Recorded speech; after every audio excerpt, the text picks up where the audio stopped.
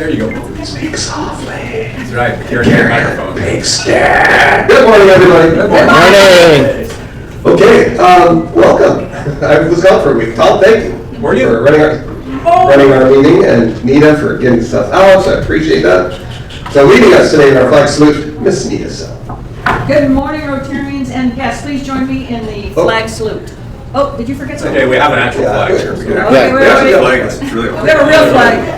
I pledge allegiance to the flag of the United States of America and to the republic for which it stands, one nation, under God, indivisible, with liberty and justice for all. Watch this. Hey, way to go, man. You're 4 months in, I'm getting it. All right. Leading us in our flag salute, in our four-way test, Mr. Mike Robbins. Please join me in saying the four-way test of the things we think, say, or do. First, is it true? Second, Is it fair to all concerned? Third, Will it build goodwill and better friendships? fourth, Will it be beneficial to all concerned? and better yet, fifth. Is it fun? That's right. Okay, any visiting Rotarians today? I know we have a couple of guests, and also they're visiting Rotarians at the same time. Previous. Kind of, We're not okay. acting at the moment. Former, okay. And Jackie and Kevin? Okay. From From Wenatchee. Beautiful town of Wenatchee. Thanks for joining us today. And of course, our guest speaker, I'll introduce momentarily. Yes. Another guest? Yeah, Kim's back. Oh, hello, Kim. Kim Nero. Visit number 5, I'm going to guess. And let's see, club announcements. So remember, next Wednesday, a week from today, no Wednesday morning meeting, but we will have our joint district meeting at St. Martin's the following day, Thursday the 14th, with our district governor. And that will be at St. Martin's. You do not need to register necessarily unless you're going to eat, and then you must register so that they know what you want to eat.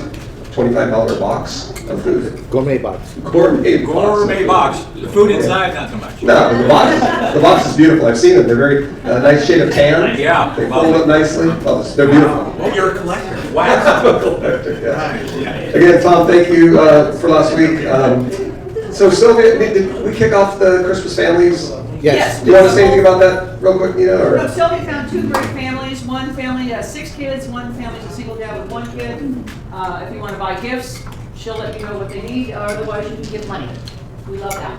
So, thank you. Okay, I'm catching up. Thank you, Nathan. Nathan says such a good job for me every week, and sometimes I forget to forward. Okay, so now our guest speaker, Bethany Chapman. And is this still true? Enters your 4th year? Or is it? I just finished up my 4th year. 4th, okay. Finished the 4th year. With the Seattle Reign Football Club as the club's sports dietitian. She empowers players to fuel their performance, health, and life. Bethany has a Master's of Science in Sports Nutrition and is a board-certified specialist in sports dietetics. She's the owner of Pacific Northwest Nutrition, where she works with athletes at various levels, ranging from high school to professional. She has Minnesota roots, but now calls a Washington home with her spouse, daughter, and 2 dogs. In her free time, she goes to camp, hike, travel, cook, and spend time with her family and dogs. So please welcome Bethany Chapman. Thank you. I don't know if Nathan told you, but down is up.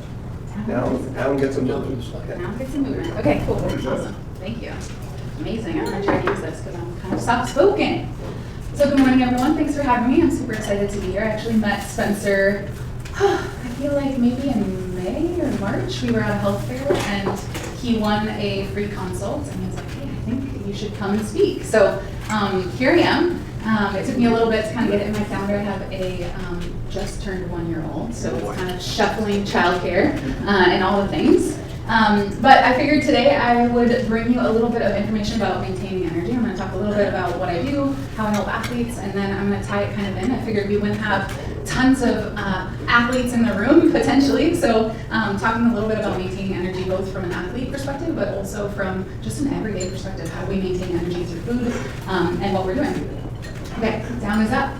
So yes, I had an introduction already, so just a little bit about me. I actually live here in Lacey, but I consult with both the Seattle Reign and the Seattle Storm, so the WNBA and the NWSL, Women's National Soccer League.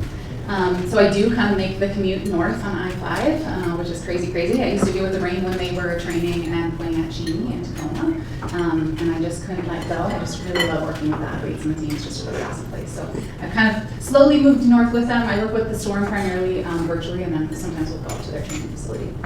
So a lot of people might not know what is a sports dietitian. What do you do? So I put together kind of a list of some of the things that I typically will cover or talk about with athletes. So a lot of times we're talking about hydration. Hydration is really key for performance. So if we're keeping hydrated, we're going to perform much differently than if we're dehydrated. Supplements and supplement recommendations if athletes are experiencing fatigue or delayed recovery. So it's taking a couple days, they're feeling that muscle soreness. Speaking of hydration. Much delayed. Thank you. So that's a piece of the puzzle. Talking about fueling before, during, or after training or competition. So that can be a really important piece, especially for endurance athletes if we're not fueling during our runs. So if any of you guys are triathletes or marathoners, you probably recognize the importance and how different you feel when you're adding in nutrition during your runs. Periodized fueling strategies, so whether an athlete is in off-season or in pre-season, or during season, or if it's an off day or a training day, our fueling should be different on different days.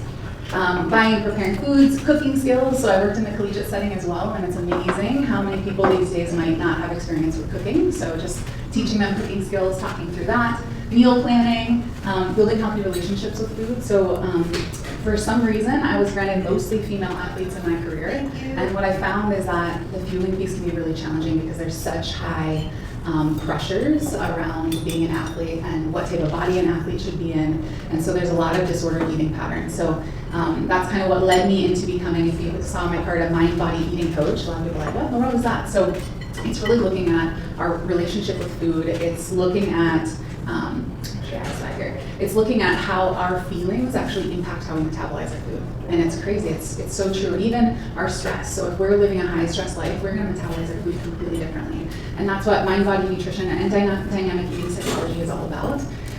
So for instance, if we're experiencing a lot of stress in our family dynamic, if financially money is really tight and we're feeling a lot of stress, that's gonna impact how we metabolize, absorb, calorie burn our nutrients. And so especially at elite level, these athletes with the Rain and with the Storm, they're constantly under stress. It's just consistently, am I going to get playing minutes? They're traveling all the time. And so it's bringing those worlds together. It's not just what we eat, but it's who we are as eaters. That's really important. So my approach, so I consult with these two teams and contract with them, but I also have private clients. And my approach is, I like to say the 3 R's to revitalize performance and rejuvenate your life. This is really kind of hard to see a little bit, but my first R is restore. And it's really looking at nutrient adequacy, balance, and quality, and then also our joy and pleasure in eating. So have we lost kind of that joy and pleasure in eating? Because that's actually a really, really important piece to understanding when our body's feeling satisfied and satiated and not eating kind of beyond that feeling fullness. Reconnecting with body wisdom, and so that really goes into kind of that hunger and fullness too.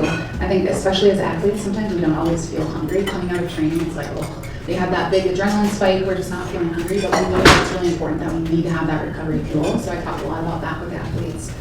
And then reframing. So our diet culture is crazy, right? Don't eat carbs, fat's bad. If you eat fat, you're gonna gain fat. Like, just think of all the things in your lifetime that you've heard.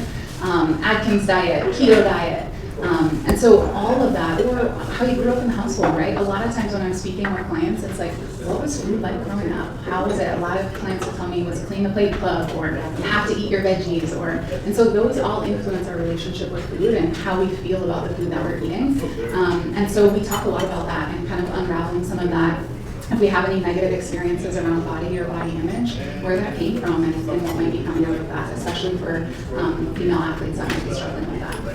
So that's a little bit of my background, what I do, how I help people. Today I wanted to talk to you guys a little bit about how do we maintain our energy. So this is really, really important for athletes, but just in general, right? How are we nourishing and fueling our body to maintain energy through the day?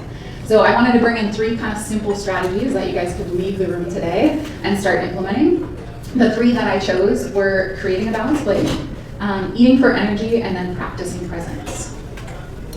So first one, creating a balanced plate. How many of you guys have heard of My Plate? My plate. Yeah. So make one. Okay, do you guys remember back in the day, the pyramid? Okay. Yeah. Okay, so My Plate came out as an alternative and kind of an updated version of the pyramid. Because when we looked at that pyramid, it's like, how do I take that and implement it in my life? So what they did was the USDA came up and said, okay, we're gonna now recommend a plate and how to create a balanced plate. So it's shifting those recommendations to something that feels a little bit more familiar. So here's kind of what that plate looks like. So I like to think, how do we keep this really simple? And really it's creating these 4 categories. Where's our carbohydrates? Where's our protein? Where's our color? So our fruits and our vegetables. And then where is our fat? So typically you'll notice fat's falling outside the plate. We know that fat's a little bit more energy dense, so it's not taking up a large portion of our plate. It's typically cooked into the food. Maybe we're using olive oil in our cooking, or we're sprinkling some avocado or some nuts on our salad, whatever that might be, or on our yogurt. So it's not taking up a large portion of our plate, but it's actually really, really important. And this is one of those, when I think of the reframe, a lot of times athletes are fearful of fat. And so we talk about why it's important for us, right? So we know that our brain is primarily made up of fat. So if an athlete gets a concussion, what do? We give them omega-3s because we know that's really important in that healing process. So it is very important. We need it. We just don't need it in large quantities on our plate.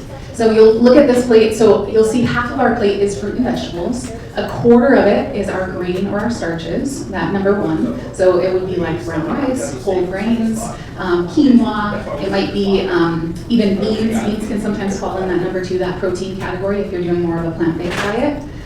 Proteins are going to be, we want to select more kind of those lean proteins, so turkey, fish, chicken, it might be beef, it might be pork, it might be eggs, so even Greek yogurt is going to fall in that protein category.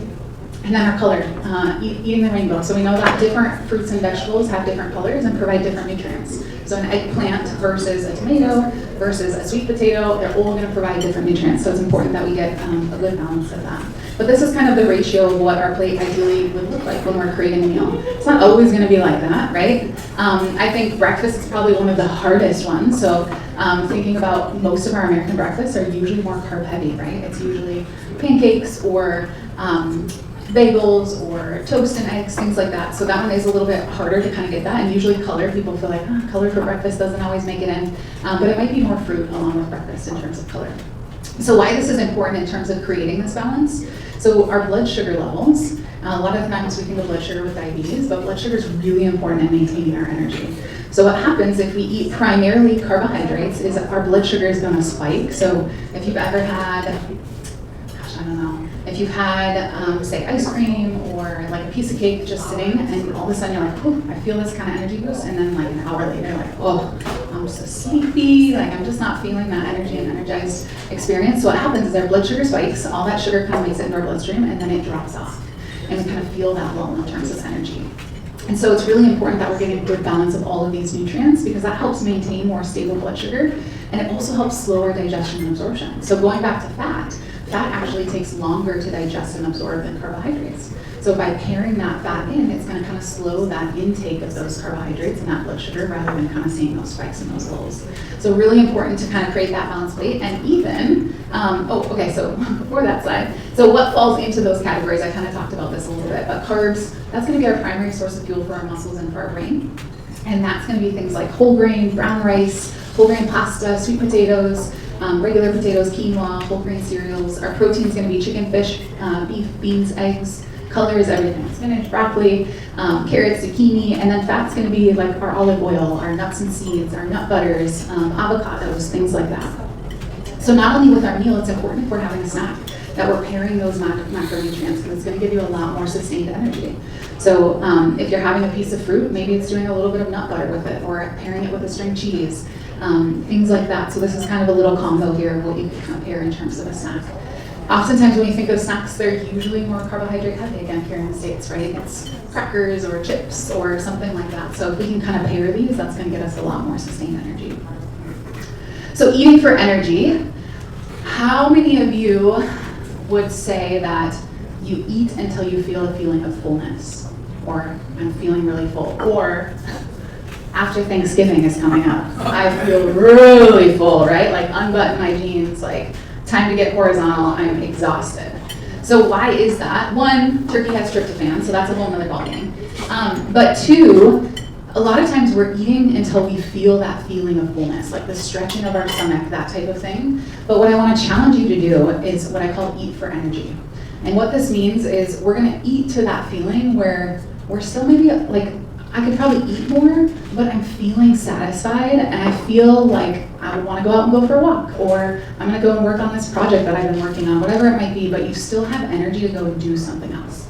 And why this is important is because when we eat a large volume of food, it requires more oxygen to digest and metabolize that food. And so what happens is our blood flow goes from our extremities and from our brain to our stomach to digest and absorb. And that's what can make us feel really sleepy, because oxygen and blood flow to our extremities and to our brain is what helps us feel mental clarity and feel that energy.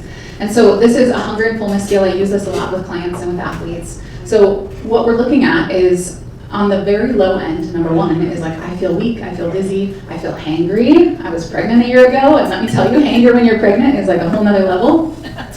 And then on the other end, number 10 is like, I'm so overly stuffed. So I like to say Thanksgiving for me. Like, I love pumpkin pie, I love like all the sides of Thanksgiving. We could do away with the turkey and I could just eat all sides on Thanksgiving.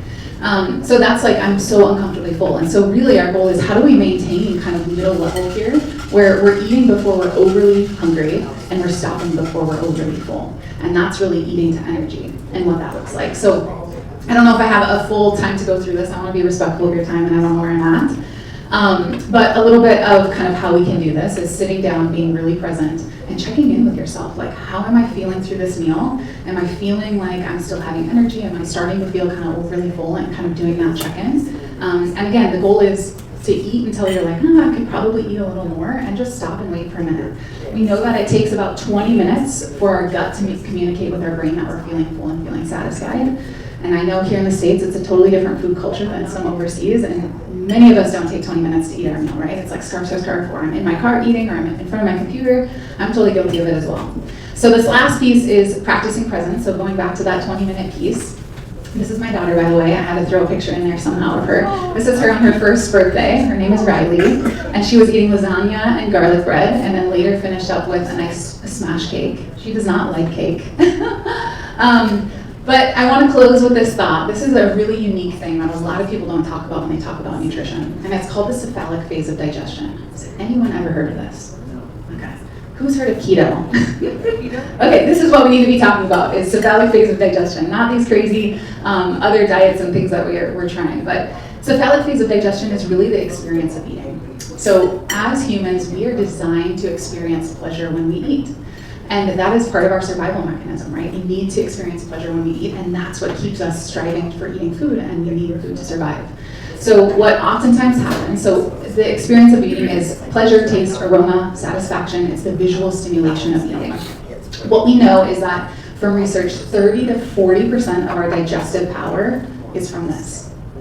So a lot of times we talk, and as dietitians, I was initially trained very much like, this is what we should eat, here's how we should eat, talking about the food, but this is really important, and this is who we are as eaters, because 30 to 40% of your digestive power is wrapped up in this alone. So if we're rushing through our meals, if we're really not present when we're eating, we're missing out on 30 to 40% of our metabolism, absorption, calorie burning capacity. So if our goal is weight loss, literally being awake at the plate and being present when we eat, not even changing anything about what we're eating, can be really, really powerful. So I work a lot with clients on this piece. And it's really hard. Most of us identify as fast eaters, right? I think probably, I'd say at least 70% of people that I work with will identify as a fast eater. And it's just our culture and kind of our society around that. So what we can do here, I like to say vitamin O.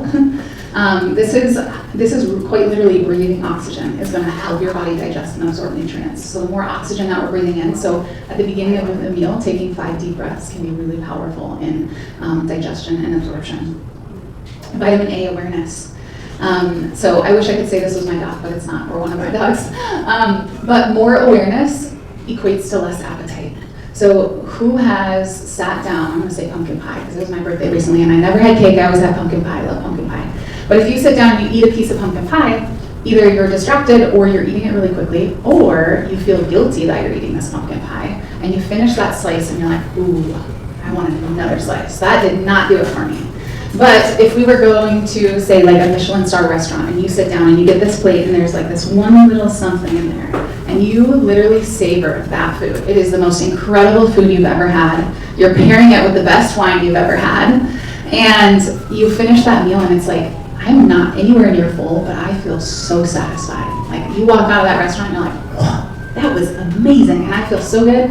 And so think about that, like how do so one of my athletes once said, okay, you want me to romanticize my meal? And I said, yes. Light a candle, put a song on, and really like be present when you eat. Like what does that mean? And this isn't always gonna happen, but practice it. See what happens in terms of the amount of food that you're eating and what impact that has. So I say oftentimes it's not a willpower challenge. A lot of times so many people feel like I don't have enough willpower. But a lot of times it's just, are we aware, are we awake at the plate, and are we really present when we're eating?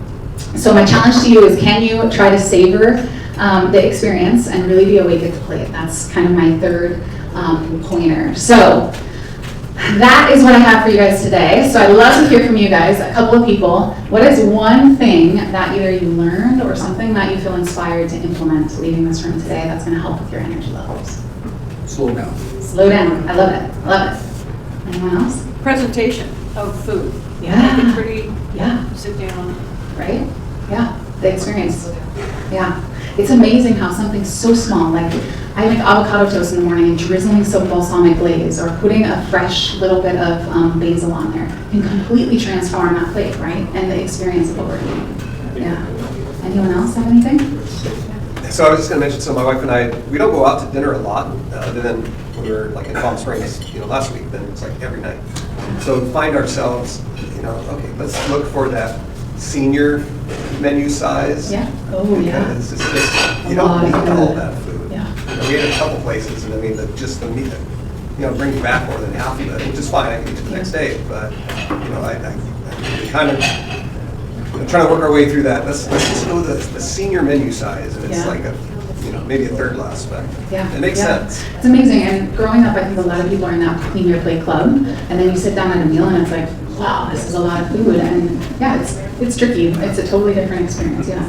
When we talk about going out to dinner, I used to travel an awful lot, and it's hard with restaurants. I mean, just even reducing salt is hard at a restaurant. But when I got older, I finally realized that I didn't really have to eat everything on the plate, and that's especially in a restaurant. It's kind of a weird thing. But now I feel comfortable with just cutting the steak in half and saying, I'm taking this home, right? And just being willing to do that. I would say probably 10 years ago I would have never taken a value bag. But now I just do because the portions are so large.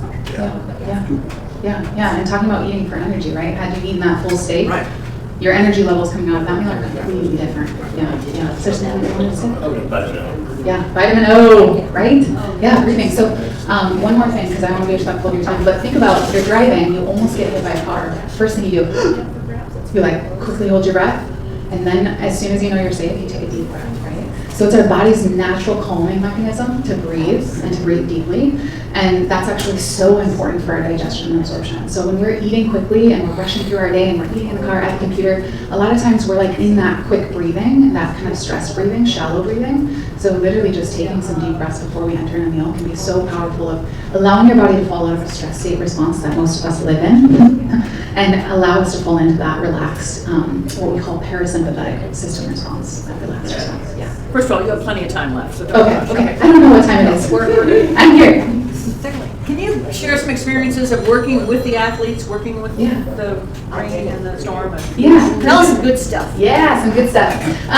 So I've been with the Rain for 4 seasons. So I've been through all the transition periods. And it's really, so one reason that I really love working with female athletes is that it's an underserved space. And the fact that I'm contracted for a professional women's soccer team, 2 of them, part-time, just eats away at my heart because they deserve their own full-time dietitian. But it's been amazing to see them transition from Cheney, from literally playing at a baseball stadium, to now playing at Lumen Field. It's like, yes, so cool. And now they took over the Sounders' old training facility, so they actually have like their own, it used to be in, like one of those construction site like mobile rigs it was like a built out mobile home unit for their locker room, and now they have like actually part of a facility, which is so super cool. So that's amazing. So some of the things that I do with them, I help with menu development. I do team educations, so similar to this. This season I was able to get up and do, they called it Lunch with Bethany, which was very flattering, but it was a nutrition lunch. So the athletes would all come in from training, they would grab their lunch from catering, they would sit down, and I would just get to talk to them about anything I wanted that was pertinent, that we thought was going to be helpful for the athletes. So we talked about kind of like game day fueling, we talked about supplements and what types of supplements that are important for them to be taking and why they're beneficial. We actually did DEXA scans this year for the first time in my 4 years. I don't know if anyone's familiar with DEXA, but it's body composition testing. But it also does bone mineral health. So if you have osteoporosis, you might have had a DEXA scan, you lay down in this like, kind of looks like, I don't know, it's just like a bed that you lay on it, and then this little arm kind of scans over you, and it looks at body fat, muscle mass, and bone mineral density. This was a huge feat because I didn't want, with the challenge of female athletes, it's like, how do we implement this in a successful way that is not creating a negative culture around body composition and body image? And so we were really careful. Thankfully, we have a psychologist on staff, so we were kind of collaborating with medical, performance, psychology. How do we implement this successfully? And I feel like we did a pretty darn good job. It's always hard in that elite setting because they want numbers, and sometimes it's like, oh, let's pull back, and like, what's best for the athletes and how are we going to use these numbers? But I'm grateful I get to be a part of game day up at Lumen. I help with fueling during the matches, recovery post-match, and those types of things. So I don't know exactly if that was what you're looking for, but that's a little bit more about what I do. Yeah. Can you back the slide deck back to the experience portion there? Because something, this. Yeah. So I think a lot of what you presented can be applied throughout your life. You know, I mean, I recognize that you're working with younger folks now professionally, but a lot of this can be applied over as we age, especially as we pick up good habits. Yeah. But how do we account for our body's change in taste and smell? Because watching my parents age, food no longer tastes the same, and the experience becomes different. And our parents seem to gravitate toward sweets over everything else. And so I'm wondering, how do you maintain this kind of experience when, as you get older, as your body changes? Yeah, that's a really good question. I've never actually had that question. I have all kinds of things that come with over us. Yeah, I love it. Hurry, because he's getting older. So I think, Ask I for think, no color on my plate. I'm asking for a friend. I think that For a friend. the taste, aroma, satisfaction, I can see where that would shift. And for anyone who had COVID and lost their sense of taste and smell, right? Like not being able to smell that coffee in the morning. Like I worked with a lot of clients through that, and it was like, it just really hits your appetite. Like nothing even sounds good because I can't taste anything, you know? So that's really interesting. I think that you would still want to pull in some of those experiential things, like really being present when you're eating, trying to ignite those senses. So being present as much as possible, even if that sensation is not quite the same. Really trying to be present, creating space around meals. I think doing different textures and flavors and things can be really helpful to kind of like stimulate that palate when you are eating, rather than having kind of those bland foods and things like that. Yeah, that's what comes to mind initially, but that's something that I'd have to like think about and maybe even dive into some of the research of how we stimulate. There may be a really good consulting market for you there as retirement homes start to continue to build out. Because if you've ever watched the dining experience for senior living, it typically does not, it's not visually pleasing. The food is typically pretty gray. Or if they need altered textures or things like that, Right. and that can be really, really challenging. Yeah, for sure. And even so, in terms of like working with athletes, we've found that in the catering setting, like finding a caterer that can provide food that's going to sit in these burners until they finish training, until they eat, because they're going through treatment and they're going to lift and all these different things. And that can be really, really challenging. So sometimes it's a matter of finding a good chef that can really pair the flavors and ignite kind of what's going on and make it visually appealing. It can be a totally different experience. So yeah, I would say, can we get a chef in there that really still takes pride in that presentation piece and can still make it a really special experience for those residents? Ed and Caitlin. Awake at the plate. That is Awake at the plate. Awake at the plate. That's absolutely brilliant. Yeah. It touches on much of what we are all alluding to. Yeah. And then awake at the plate. Where are you at with of all the alcoholic beverages in the world? Wine and its benefit. And there's use and abuse, of course. Yeah. Moderation. Do athletes ever include alcohol, wine in particular, in their diets? Yeah, they do. I would say it's a balance of when we're doing it. Because in terms of recovery, if we're coming out of a really tough game, and maybe it's more of the abuse thing, typically that's more what I'm talking about with athletes, is like how do we find a balance that, yes, you can enjoy a drink and get the benefits of the antioxidants in wine and things like that, but not overindulging in a way that's going to really impact that performance or impact our hydration status or how we're feeling out on the field, things like that. So I think, and I looked at you because I know that you're in the wine business, but like the pairing, the experience of eating, right? There's nothing like that. Right? Yeah, I mean, that's yeah. beautiful. It's right. Taking sips and experiencing and really like being present. Oh. Yeah, taking your time. Yeah, yeah. And there's some, it's interesting, we have a couple of international athletes, and I was talking about this kind of culture thing, right? They're like, it's, this one particular athlete was like, it makes me so mad. We go to a restaurant, we sit down, and they're already trying to like get our order, get us out of here. It's like such a pressured thing. And in her home country, they literally allocate you get this table for 2 hours. You're either the 6 to 8 or you're the 8 to 10, and this is your table for 2 hours. But at 2 hours, we're gonna usher you out because we need to allocate that table to somewhere else or someone else. And that doesn't happen here, right? So these conversations, like it's so cool to talk to these different athletes of their culture and their experience with food and what they were brought up with, and then how do we cater to them and their taste buds in this market is really challenging. So yeah, it's challenging. We had an athlete from Korea this year,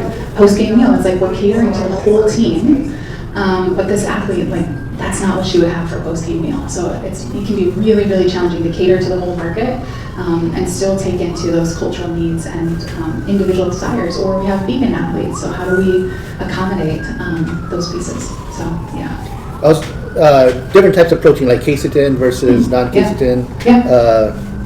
I remember when I was in the Army, we'd focus on trying to get a 30-70 split of that, depending on when we would do that. But is that still the norm? Yeah, good question. So I would say let's get a good variety of protein. When we're thinking about post-training, whey is fabulous because it's a quickly absorbed protein. So for everyone else, whey and casein are two proteins that are found in dairy. So if you're ever looking at protein powders, typically you'll see that, or you'll see like a plant-based option if they're avoiding dairy. And so casein is more of a long-acting protein. And so usually I'll recommend that athletes incorporate more of a casein or like a Greek yogurt or cottage cheese. Casein, it's C-A-E-S-I-N, I think. Okay. I'm not great at spelling.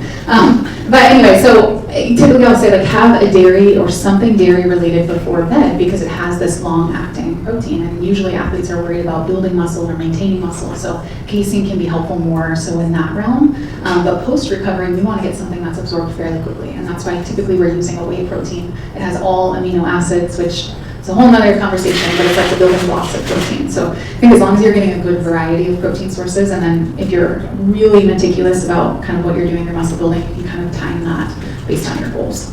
Yeah. So ice cream before bed is good. Ha! I love it. Only if you're awake at the plate and you are savoring every bite of that ice cream. Mr. Mike Robbins, did you have a question? Mike?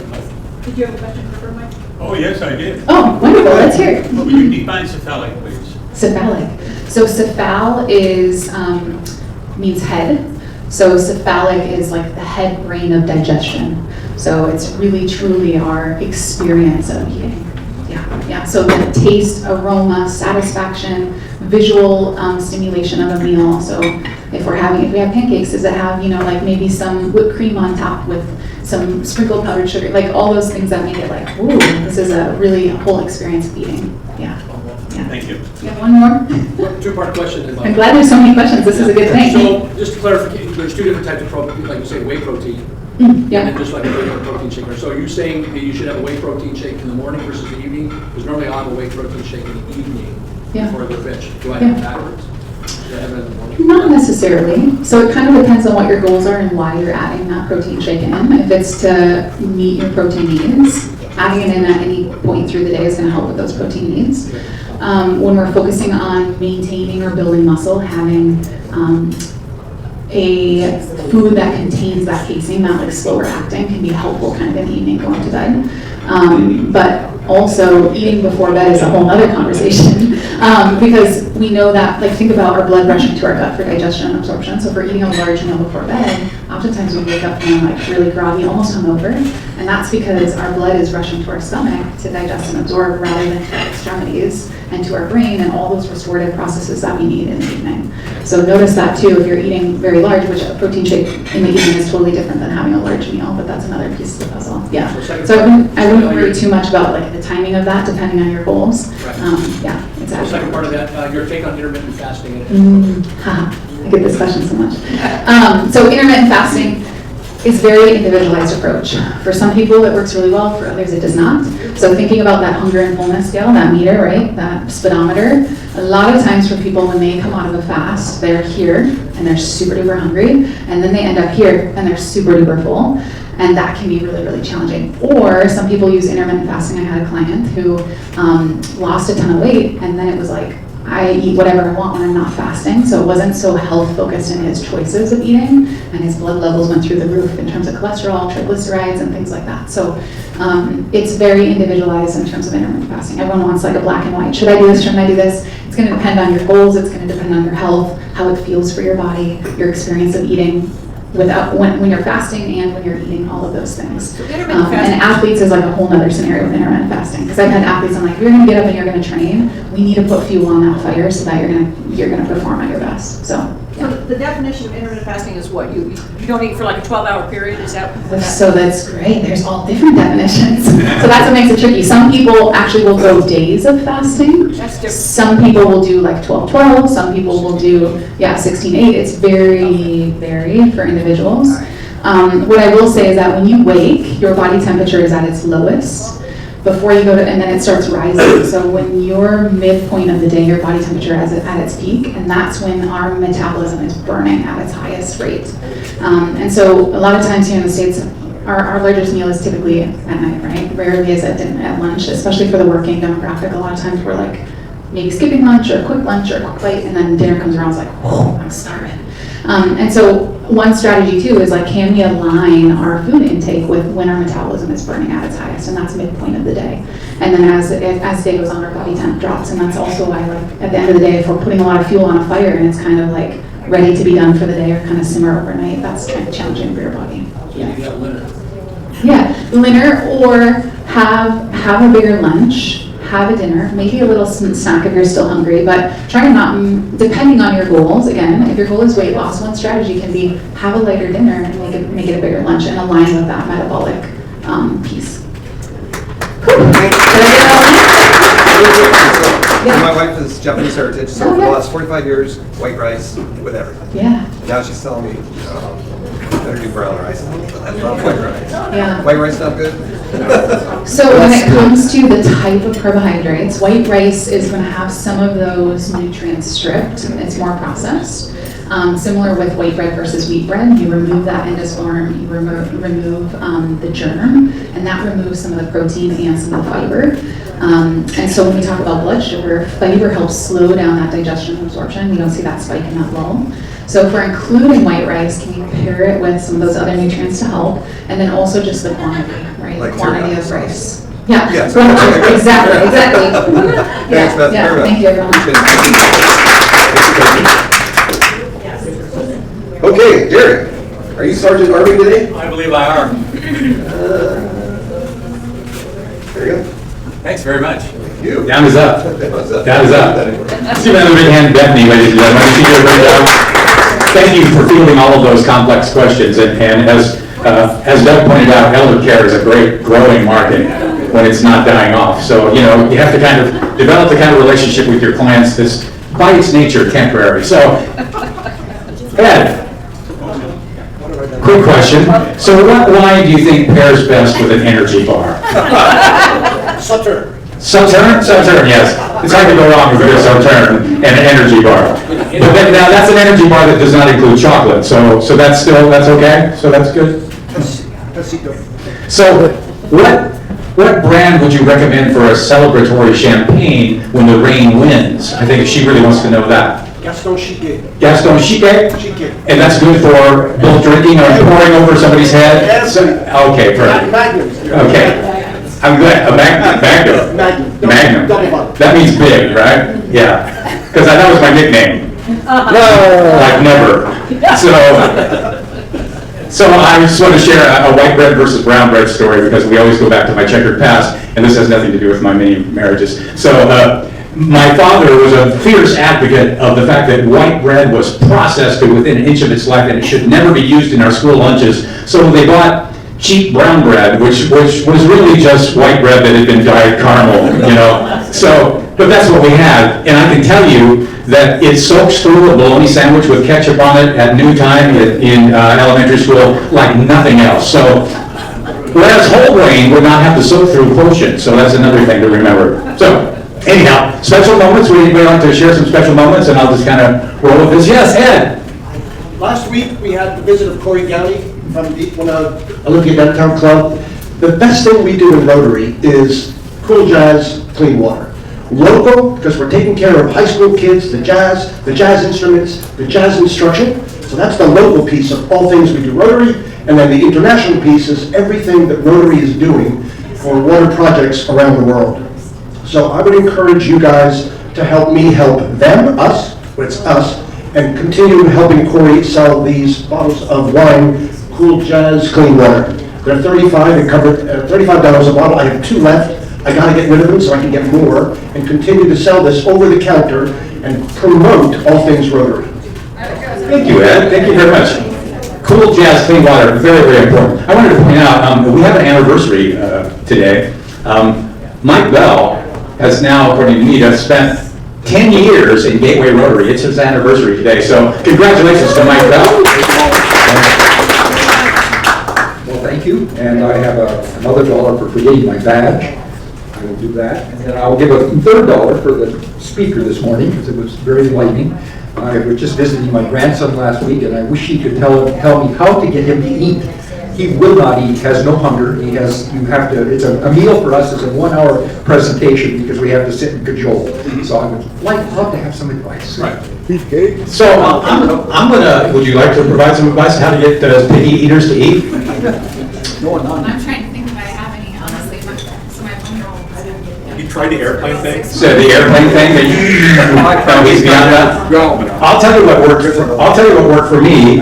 Jean's granddaughter is a very, very picky eater. She's about three or so, 3 when I met her, and she would only eat peanut butter and one other thing, I forget what it was.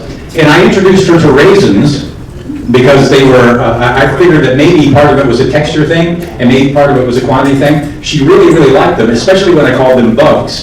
So, not that she was a bug eater, but it was a fun situation. And so then what I did is I enrolled her in making the meal that we prepared while she was there. And somehow or another that agency, if you will, got her past her fear of food, and it became more of a collaborative, whatever, I'm cool with the cool kids sort of thing. So that would be my suggestion. And I'm also, again, confession here, I'm a fierce advocate of cooking your own food, because you got a lot of things going for you when that happens. One, you burn off all the calories cooking, some of which you put back in again, and you also burn off all those calories when you're cleaning up afterwards. And just going out for fast food, driving, eating, and throwing away the trash just does not do that. Plus, it does force you to slow down and be aware of your foods because you're adding them as you go, all that other stuff. Plus, to me, it's serial eating because I'm also eating while I'm cooking the food. So because I'm tasting all the time. So is this me, Jared, from nutritionist? Is this the funny part of your presentation? Yes, funny as in odd. Okay. That's right. Would you have something you'd like to share with us today, Tom? No, not at all. Not good. Yeah. Thank you very much. Oh, you're taking lessons from Doug Ma now? Absolutely. Okay. Doug, do you have something you'd like to say? Maybe. Okay. You can knock So, yeah, I have been gone, so a couple bucks for that. And then just recently I was appointed to a national board for community college trustees. So, one-year appointment, so it'll be kind of nice, but, yeah. So you're on a board of a board? No, I'm on a board for boards. All right. Yeah, it's kind of boring. That is totally meta. Yeah, okay. That's it. Okay. Thank you very much, Doug. I appreciate all you do for our community. Yes, Mike. Mike, I know our president did. Pacify me because I can't sing. I won't sing, but don't sing it.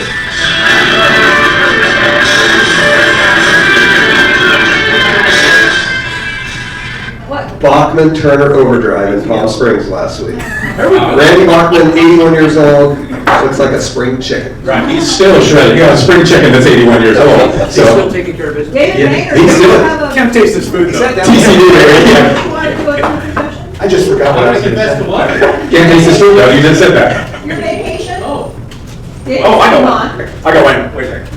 nobody noticed me coming. I did. Oh, you did, okay. Go ahead, Tom. So, Medic One board, last week, we voted to put a new Medic One vehicle, Medic 8, at the Tumwater number 2 station. So it's gonna take about a year to train those paramedics up. That's how long it takes.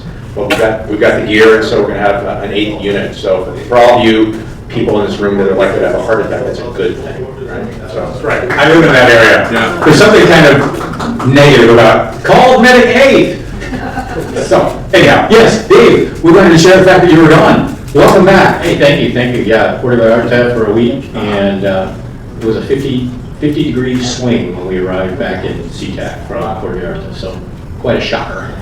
You poor thing. Yeah. I really feel sorry for you. So again, thank you to Bethany for speaking with us today. Give her a big hand, please. And now I turn this back over to the president.